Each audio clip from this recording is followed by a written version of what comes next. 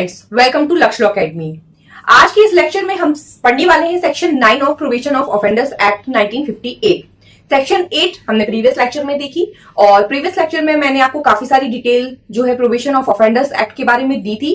तो यदि आपने प्रीवियस लेक्चर नहीं देखा है सेक्शन 8 का तो उसको जरूर देखिए। उसकी लिंक जो है आपको डिस्क्रिप्शन बॉक्स में मिल जाएगी और आई बटन पर ऊपर आपको वीडियो दिख रहा होगा सेक्शन 8 का। तो चलिए ना टाइम वेस्ट किए हुए हम अपना आरजेएस का माइनर एक्ट जो है स्टार्ट करते हैं। Provision of offenders act 1958। ये जो आपका माइनर एक्ट है ये सिर्फ आरजेएस में नहीं है, अदर स्टेट जुडिशरी में भी ये एक्ट पूछा जाता है। बहुत सारे स्टेट एपीओ एग्जाम्स में भी ये एक्ट आपका आता है। छोटा सा एक्ट है, टोटल इसमें 19 सेक्शंस हैं, बट बहुत काम का एक्ट है। बहुत सारे स्टेट्स में ये सिलेबस का पार्ट है। ठीक है, तो चलिए स्टार्ट करते हैं हम सेक्शन 9। सेक्शन 9 बात करती है, आप लोग अपना अपना बैरेट मेरे साथ जो है अपने हाथ में ले लीजिए तो काफी अच्छे से आपको जो है समझ में आएगा। ठीक है, चलिए देखिए हम बैरेट की लैंग्वेज सबसे पहले हम पढ़ते हैं हिंदी और इंग्लिश दोनों में, फिर हम इसको समझेंगे। देखिए सेक्शन 9 क्या कह रही है। सेक्शन 9 कह रही है procedure in case of offender failing to observe condition of bond. क्या कहा गया है इसमें? कहा गया है बंधपत्र की शर्तों के अनुपालन में अपराधी के असफल होने की दशा में प्रक्रिया। सेक्शन 4 में जो बंधपत्र अपराधी से भरवाया गया था, सेक्शन 4 में जो बॉन्ड अपराधी से ऑफेंडर से जो बॉन्ड यहां पर जो है फिल करवाया गया था, उस बॉन्ड में जो कंडीशंस थी, अगर वो कंडीशंस को, उन शर्तों को पालन नहीं कर पाता है अपराधी, ऑफेंडर उन कंडीशंस को फुलफिल नहीं कर पाता है, असफल होता है, तो फिर यहां पर प्रावधान बताया गया है कि ऐसी कंडीशन में अपराधी के साथ क्या किया जाएगा। तो सेक्शन 9 सबसेक्शन 1 जो है वो आपको यहां पर 2-3 ग्राउंड प्रोवाइड करती है। यहां पर कहा गया कि अगर बॉन्ड की कंडीशन फुलफिल नहीं कर पाता है अपराधी तो क्या होगा। तो देखिए एक बार पढ़िए, अंदर यहां पर लिखा है if the court which passes an order under section 4 in respect of an offender or any court which could have dealt with the offender in respect of his original offense। तो सबसे पहले तो यहाँ पर 2 कोर्ट की बात की गई है। हिंदी में देखिए, यदि उस न्यायालय के पास जो किसी अपराधी के संबंध में धारा 4 के अधीन कोई आदेश पारित करता है या किसी न्यायालय के पास जो उस अपराधी की बाबत उसके मूल अपराध के संबंध में कार्यवाही कर सकता था। तो यहाँ पर 2 कोर्ट की बात हो रही है। पहला कोर्ट जो है यहाँ पर आपका जो फर्स्ट कोर्ट है वो कोर्ट है जिसने ऑर्डर पास किया है। ठीक है, ऑर्डर पास किया है।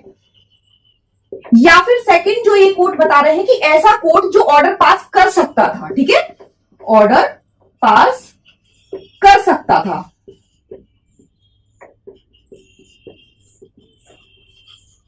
ठीक, तो 2 कोर्ट हो गए। पहला कोर्ट जिसने ऑलरेडी ऑर्डर पास किया है, या फिर ये जो मामला है इस कंडीशन पर जब कोई ऑफेंडर, कोई अपराधी कंडीशन फुलफिल नहीं करता है तो ऐसे कोर्ट के पास भी मैटर जा सकता है, क्योंकि हो सकता है कि उसने जो कंडीशन जिसमें वो असफल रहा है करने में फुलफिल, वो उस समय किसी ऐसे न्यायालय के अधीनस्थ हो, ऐसे न्यायालय के क्षेत्राधिकार के अंदर हो जहां पर जो कोर्ट है वो वाला कोर्ट नहीं जिसने ऑर्डर पास किया था, लेकिन वो कोर्ट ऐसा है जो ऑर्डर पास कर सकता था, उसके पास भी अधिकारिता थी कि वो इस ऑफेंडर के खिलाफ सेक्शन 4 के अंदर उससे बॉन्ड भरा सकता था। तो यहाँ 2 कोर्ट हो गए। ठीक, तो या तो पहला कोर्ट वो जिसने ऑर्डर पास किया है उसके खिलाफ बॉन्ड का, या फिर कोई ऐसा कोर्ट जो ऑर्डर पास कर सकता था जिसके पास अधिकारिता थी, ऐसा कोर्ट। ये 2 कोर्ट के पास क्या होता है, आगे पढ़ते हैं। मूल अपराध के संबंध में कार्यवाही कर सकता था परिवीक्षा अधिकारी की रिपोर्ट पर, या अन्यथा यह विश्वास करने का कारण है कि अपराधी अपने द्वारा दिए गए बंधपत्र या बंधपत्रों की शर्तों में किसी का अनुपालन करने में असफल हुआ है। इन दोनों कोर्ट के पास क्या है, has reason to believe on the report of the probation officer और otherwise that the offender has failed to observe any of the conditions of the bond और bonds entered into by him. तो इन दोनों court का जो समाधान हुआ है इस बात को लेकर के कि हाँ अपराधी जो है, जो ऑफेंडर है वो फेल हुआ है कंडीशन को फुलफिल करने पर, तो ये कैसे पता चला?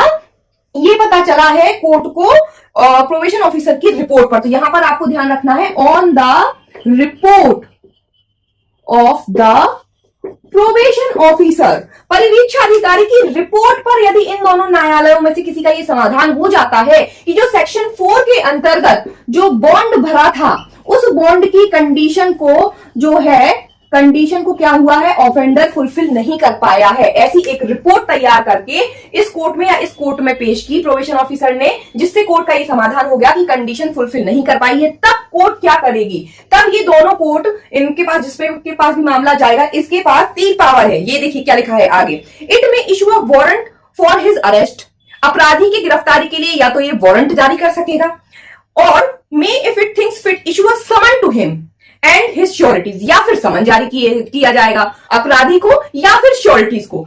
वारंट सिर्फ अपराधी के लिए जारी किया जाएगा, और अगर समन जारी करता है तो समन अपराधी के साथ साथ या तो अपराधी को किया जा सकता है या तो उनकी श्योरिटीज को किया जा सकता है, क्योंकि असफल कौन रहा है? अपराधी। और श्योरिटी कौन होते हैं? श्योरिटी वो लोग होते हैं जो अपराधी के बिहाफ में उनकी गारंटी लेते हैं कि हाँ, अगर ये फेल होते हैं कोई कंडीशन फुलफिल करने में तो इनकी जगह पर हम जिम्मेदार होंगे, ये श्योरिटी होती है। इसलिए यहां पर श्योरिटीज को भी जो है समन किया जा सकता है, ठीक है। If any requiring him or them to attend before it at such time as may be specified in the summon. तो यहां पर कोर्ट को क्या पावर है? अगर कोई भी अपराधी जो है कंडीशन, बॉन्ड की कंडीशन को फुलफिल करने में क्या होता है? फेल होता है, तो कोर्ट के पास क्या पावर है भैया? कोर्ट के पास पावर है अरेस्ट करने की, अरेस्ट करने के लिए वारंट निकाल सकता है। ध्यान रखिएगा, वारंट अरेस्ट करने के लिए वारंट निकलता है, या फिर समन निकाल सकता है। वारंट जो निकलेगा वो किसको निकलेगा? वारंट निकलेगा ऑफेंडर को, ठीक, और समन निकलेगा ऑफेंडर प्लस श्योरिटी दोनों को। ध्यान रखिएगा, ठीक। तो वारंट निकालेगी सिर्फ ऑफेंडर के लिए और समन निकालेगी ऑफेंडर या समन दोनों के लिए। अब जब ये वारंट और समन निकल जाएगा तो क्या होगा? अगर समन निकला है तो समन में एक टाइम पीरियड दिया है, उस टाइम पीरियड के अंतर्गत ऑफेंडर को और श्योरिटीज को क्या होना होगा?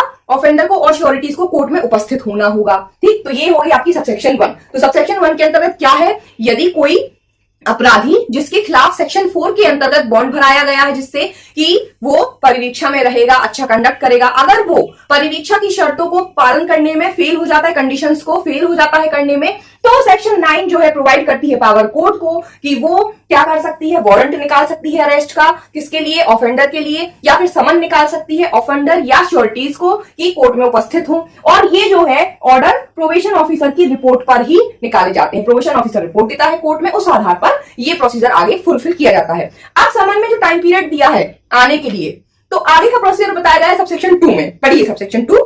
The court before which N offender is so brought or appear may either remand him to custody until the case is concluded, or it may grant him bail with or without sureties to appear on the date which it may fix for hearing। अब यहाँ पर कहा गया है कि न्यायालय जिसके समक्ष अपराधी इस प्रकार लाया जाता है या उपस्थित होता है, मतलब अगर वारंट इशू किया है तो लाया जाएगा, अगर किसी अपराधी के खिलाफ वारंट इशू किया है तो पुलिस वाले उसको कोर्ट में लेकर उपस्थित होंगे तो लाया जाता है, ठीक है।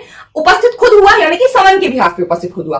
अगर समन उसको भेजा गया और वो खुद उपस्थित होता है तो क्या होगा आगे प्रोसीजर? मतलब किसी भी तरीके से अपराधी जो है कोर्ट के समक्ष आ गया तो आगे क्या हो रहा है? तो उस मामले समक्ष अपराधी इस प्रकार लाया जाता है, उपस्थित होता है, या तो उससे मामले की समाप्ति तक के लिए अभिरक्षा में प्रतिप्रेषित कर सकता है, या उस तारीख को जो है सुनवाई के लिए नियत करे उपस्थित होने के लिए उसे प्रतिभूत सहित या रहित जमानत या मंजूरी पर बेल दे सकता है। तो अब यहाँ पर आपको क्या ध्यान रखना है कि कोर्ट क्या करेगा? अगर अरेस्ट करके लाया है, उपस्थित हुआ है कोर्ट में, लाया गया है या खुद से उपस्थित हुआ है, तो अब सबसेक्शन 9 जो है, 9 सबसेक्शन 2 जो है वो आपकी क्या कह रही है? 9 सबसेक्शन 2 आपकी कह रही है कि या तो इसको क्या करेंगे? रिमांड में भेज देंगे, ठीक। यहां पर 2 चीजें आपको बोली गई है कि रिमांड हिम कस्टडी, कस्टडी में रिमांड कर देंगे कब तक? जब तक केस कंक्लूडेड नहीं हो जाता, जब तक केस समाप्त नहीं हो जाएगा जब तक के लिए रिमांड में भेज देंगे, या फिर बेल भी दी जा सकती है। ये कोर्ट का डिस्क्रिशनरी पावर है, कोर्ट बेल भी दे सकता है। बेल भी कैसी हो सकती है? विद श्योरिटीज और विदाउट श्योरिटी, ठीक। विद श्योरिटी हो सकती है, विदाउट श्योरिटी होती है। बेल जो है प्रतिभूत के साथ दी जा सकती है, प्रतिभूतों के बिना दी जा सकती है। अब यहाँ पर फिर से वही सारा प्रोसीजर लागू हो जाएगा। अगर श्योरिटीज के साथ बेल दी जाएगी तो फिर से वही बॉन्ड डिवोर्स सारा प्रोसीजर फॉलो होगा, ठीक।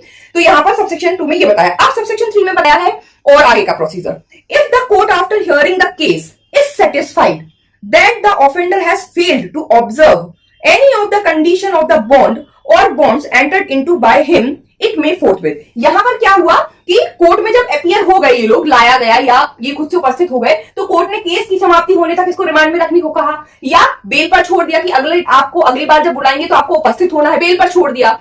और जब आगे कार्यवाही हुई और कार्यवाही करने के बाद कोर्ट का ये समाधान हो गया, आगे सबसेक्शन 3 में यही कहा है अब जब आगे सुनवाई हुई मामले की, तो सुनवाई के पश्चात न्यायालय का ये समाधान हो जाता है कि अपराधी अपने द्वारा दिए गए बंध पत्र की शर्तों में से किसी का अनुपालन करने में असफल हुआ है। मतलब ये कंफर्म हो गया कोर्ट को कि हाँ, सुनवाई में कंफर्म हो गया कि हाँ, बॉन्ड की किसी ना किसी कंडीशन को करने में अपराधी जो है असफल है, ऑफेंडर जो है वो फेल हो गया कोई ना कोई कंडीशन को फुलफिल करने में। तब क्या होगा? तो फिर देखिए 2 चीजें होंगी। अगर फेल हो गया है बॉन्ड को फुलफिल करने में, फेल हो गया, ये सिद्ध हो गया कि ये फेल हो गया, तो सबसेक्शन 3 कहती है कि या तो उसको कोर्ट सेंटेंस कर देगा हिम फॉर ओरिजिनल ऑफेंस, उसे मूल अपराध के लिए दंडित कर सकेगा। तो जो उसने ओरिजिनल अपराध किया था उसके लिए उसको क्या हो जाएगी, पनिशमेंट मिल जाएगी, ठीक, सेंटेंस हो जाएगा उसको। जो उसने ओरिजिनल अपराध किया था उसके लिए उसको सेंटेंस मिल जाएगा। या फिर अगर उसने ऐसी कंडीशन का जो उसको फुलफिल करने में वो फेल हुआ है, वो पहली बार हुआ है, ऐसा हुआ है कि उस पहली बार फेल हुआ है, तब क्या होगा, where the failure is for the first time, then without prejudice to the continuance in force of the bond impose upon him a penalty not exceeding 50 rupees। उन्होंने कहा कि जहां असफलता प्रथम बार होती है वहां बंधपत्र के प्रवृत्त रहने पर प्रतिकूल प्रभाव डाले बिना उस पर 50 रुपए से अधिक की शास्ति अधिरोपित की जाती है। अब अगर ये जो फेलियर है, ये फेलियर आपका फर्स्ट टाइम हुआ है, मतलब पहली बार वो कोई कंडीशन फुलफिल करने में फेल हो गया, अभी तक वो अच्छे से चल रहा था, बॉन्ड की जो कंडीशन थी सारी फुलफिल कर रहा था, अब किसी बार ऐसा हो गया पहली बार में कि वो कोई कंडीशन फुलफिल करने में जो है असफल हो गया, तब ऐसी कंडीशन में कोर्ट क्या कहेगा कि भाई 50 रुपए की इसके ऊपर क्या कर दो, फाइन इंपोज कर दो, पेनल्टी इंपोज कर दो। तो इसके ऊपर पेनल्टी 50 रुपए की लग जाएगी। और इसमें कंडीशन क्या दी गई है, इसमें कहा without prejudice to continuance in force of the bond, bond continue force में रहेगा। पहली बार हुआ है गलती, कोई बात नहीं, आप पहली बार कंडीशन फुलफिल नहीं कर पाए हो, 50 रुपए की पेनल्टी दो, लेकिन जो आपका बॉन्ड है, ये जो आपका बॉन्ड है ये कंटिन्यू चलेगा, इस पे कोई इफेक्ट नहीं पड़ेगा इसका। जो हमने यहाँ पे देखा था कि नया बॉन्ड भरवाएगी या कुछ, तो यहाँ पर इस कंडीशन में नहीं होगा फर्स्ट टाइम में। तो फर्स्ट टाइम में सिर्फ क्या होगा, 50 रुपए की पेनल्टी भरवा ली जाएगी और जो बॉन्ड चल रहा है वो कंटिन्यू रहेगा, ठीक। अब इसमें सबसेक्शन 4 भी है। अब उसमें क्या है कि ये जो आपसे पेनल्टी भरने को कहा है, तो पेनल्टी भरने को कहा तो पेनल्टी के साथ साथ आपको एक टाइम लिमिट भी दी जाएगी कि ये 50 रुपए की पेनल्टी आपके ऊपर अधिरोपित की जाती है, इसको आपको एक टाइम लिमिट के अंदर भर देना है, ठीक है। हर लॉ में कभी भी कोई सेंटेंस होगा, फाइन होगा, पेनल्टी होगी, तो आपको उसके लिए टाइम लिमिट दी जाएगी, उस टाइम लिमिट के अंदर वो आपको फुलफिल करना होती है। तो सबसेक्शन 4 में यही कहा गया है कि if a penalty impose under clause B of subsection 3 is not paid within such period as the court may fix, the court may sentence the offender for the original offense। या कहा गया है कि यदि उपधारा 3 के खंड खा के अधीन अधिरोपित शास्ति ऐसी कालावधि के भीतर जैसे न्यायालय नियत करे संदत्त नहीं की जाती है, तो न्यायालय अपराधी को मूल अपराध के लिए दंडित कर सकेगा। अब ये 50 रुपए भरना थे भाई साहब, आपको कोर्ट ने कहा था कि 15 दिन के अंदर भर देना, 15 दिन के अंदर आपने ये नहीं भरा तो फिर होगी, अगर आपने 15 दिन के अंदर ये 50 रुपए नहीं भरे तो कोर्ट आपको जो आपने ओरिजिनल अपराध किया था उसकी जो सजा थी वो सजा आपको यहाँ पर कोर्ट दे सकती है, ठीक है। यहाँ पर क्या लिखा है कि न्यायालय नियत करे संदत्त की जाती है तो न्यायालय अपराधी को मूल अपराधी के लिए दंडित कर सकेगा, लेकिन यहाँ पर वर्ड क्या है, कर सकेगा। यहाँ पर कोर्ट है कोर्ट में सेंटेंस, तो यहाँ पर डिस्क्रिशनरी पावर कोर्ट का रहेगा, कोर्ट चाहे तो सेंटेंस कर सकेगा, ठीक। तो आगे मतलब यहाँ पर डिस्क्रिशनरी पावर ऑफ कोर्ट है, तो अगर ये 50 रुपए का fine with in time limit नहीं भरेगा तो कोर्ट क्या कर सकता है, कोर्ट आपको ओरिजिनल अपराध के लिए सजा दे सकता है। तो ये आपकी सेक्शन 9 जो है वो आपकी कंप्लीट होती है। नेक्स्ट लेक्चर में हम आगे की सेक्शंस देखेंगे। अगर आप लोगों को मेरा पढ़ाना अच्छा लग रहा है तो आप लोग मेरे वीडियो को लाइक कीजिए, ज्यादा से ज्यादा शेयर कीजिए, और अगर आप पहली बार मेरा वीडियो देखिए तो शेयर किए, सब्सक्राइब किए बिना आप मेरे चैनल को मत जाइए, आप चैनल सब्सक्राइब कीजिए। हमारे चैनल पर ऑल स्टेट जुडिशरी के लिए सारे सब्जेक्ट्स को हम जो है स्टडी कराते हैं, एमपी जुडिशरी, छत्तीसगढ़ जुडिशरी और भी अदर स्टेट जुडिशरी हम जल्द ही अपने चैनल पर स्टार्ट करने वाले हैं। जो अदर स्टेट जुडिशरी के जो लोकल लॉज होते हैं या जो अलग से माइनर एक्ट्स आते हैं वो इस चैनल पर आपको पढ़ाए जाएंगे। एमपी जुडिशरी में जो लोकल लॉ है आपका एमपीएलआरसी है, आपका रेंट कंट्रोल है, यहाँ का वो ऑलरेडी डला हुआ है, एमपी एकोमोडेशन एक्ट डला हुआ है, छत्तीसगढ़ में छत्तीसगढ़ रेंट कंट्रोल एक्ट है वो डला हुआ है, आरजीएस में भी जो अभी आपका आरजीएस रेंट कंट्रोल है वो भी मैं आपको आगे यहाँ पर पढ़ाऊंगी, क्योंकि अभी रिसेंटली आरजीएस का एग्जाम है, इसलिए हम आरजीएस के सब्जेक्ट्स को भी लेकर चल रहे हैं। और बहुत सारे सब्जेक्ट्स कॉमन है सब जगह, जैसे कि पॉक्सो एक्ट आपका कॉमन है, आपका डोमेस्टिक वायलेंस एक्ट जो है आपका वो कॉमन है, आपका sexual harassment act work place of woman वो आपका कॉमन है, ये प्रोबेशन ऑफ ऑफेंडर्स एक्ट आपका कॉमन है, इंडिसेंट रिप्रेजेंटेशन एक्ट जो है वो आपका बहुत सारे एपीओ एग्जाम्स में, अदर स्टेट के एपीओ एग्जाम्स, ये सारे एक्ट बहुत कॉमन है। ये सारे एक्ट्स की कंप्लीट लेक्चर्स जो है मेरे यूट्यूब चैनल पर डले हुए हैं, आप लोग जाइए प्लेलिस्ट चेक कीजिए, वहां से आपको पूरे लेक्चर मिल जाएंगे। मैंने ऑनलाइन क्लासेस ली है, ऑफलाइन क्लासेस ली है, उनके लेक्चर्स जो है मेरे चैनल पर डले हुए हैं, तो आप प्लेलिस्ट में जाइए और वहां से चेक कीजिए, और प्लेलिस्ट की लिंक भी आपको डिस्क्रिप्शन बॉक्स में दे दी जाएगी, और वीडियो के बीच में आई बटन पर भी प्लेलिस्ट की लिंक्स है तो आप चेक कर सकते हैं। मिलते हैं नेक्स्ट वीडियो में, तब तक के लिए टेक केयर।